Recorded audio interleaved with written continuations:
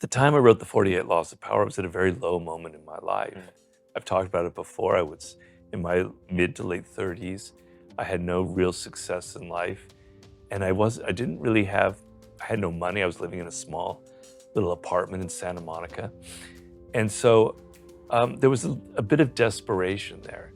But when it came to writing this book, and I had a partner who saved my life, basically, Joost Delfers, who was the packager of the 48 Laws of Power, a brilliant man, a great designer. When I pitched the book to him, he got very excited. But I had learned in life, one of the laws of power is interaction with boldness, right? And I had learned in life, in my experiences in Hollywood and all the 80 different jobs, that people who really succeed stand out. Yeah. They're bold.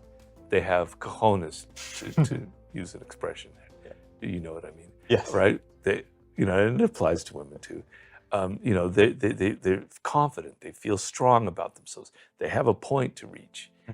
Those who are trying to follow all the trends, they might sell a book, they might make a movie, but they don't have impact, right? So I started writing the 48 Laws of Power, and I know power is that boldness itself, right? And I'm feeling it as I'm writing it, and I'm doing all these research, and I'm getting very excited, and I'm kind of creating what turns out to be a very weird book, and the structure and the form. There's no other book out there like that, for better or worse, the way it looks literally on a page. But I'm doing it, it's just who I am, right? And at a point is reached where my girlfriend at the time was looking at it, she was going, Robert, I don't know if this is gonna sell really. I don't know if people, I go, no, she's usually always right, and I trust her opinion, but she was wrong that one time. No, it's gonna work. If it doesn't work, I don't care, I tried, I did my best. And then when we turned the book in to the publisher of Penguin, the editor, who's a very smart woman, she was saying, Robert, this book is a little bit strange. I think what you need to do is, I think you need to get rid of all of those sections that you have and make it just kind of one continuous narrative. I go, no way. That's not the book I've written, right? Yeah. And the structure is your signature. Yeah. Yeah. And we'd been given a very large advance at the time. I'm not going to name numbers, but for me, it was a huge amount.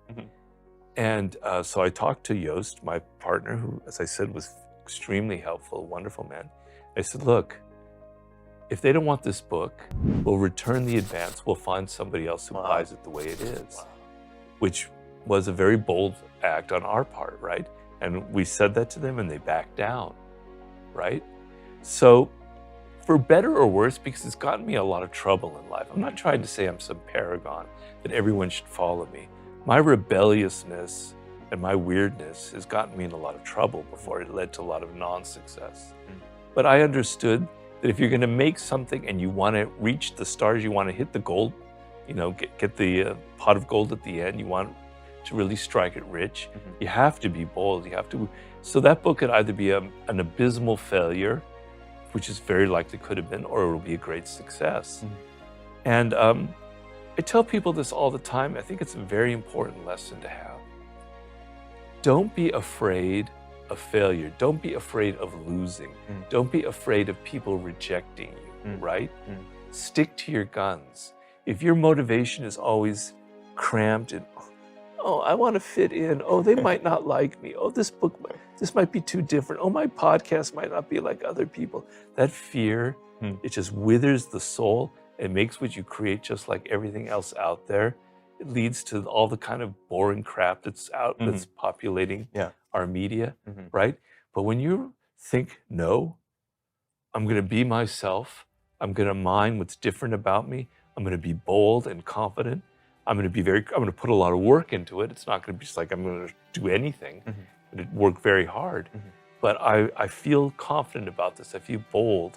Mastery, the book mastery, is a key component of that. So it's not just, so when I wrote the 48 Laws of Power, I had 20 years of experience behind me with all kinds of shit jobs, bad bosses. I was a journalist for many years. I learned how to write. I developed real skill.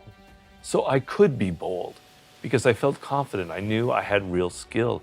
I knew I had learned a lot about history and life, that I could do this. If I was just 23 or 24 thinking, wow, I'm the greatest piece of that ever walked the planet Earth, I can write this book, it would have failed. Sure. I had the boldness because I knew I had the skill.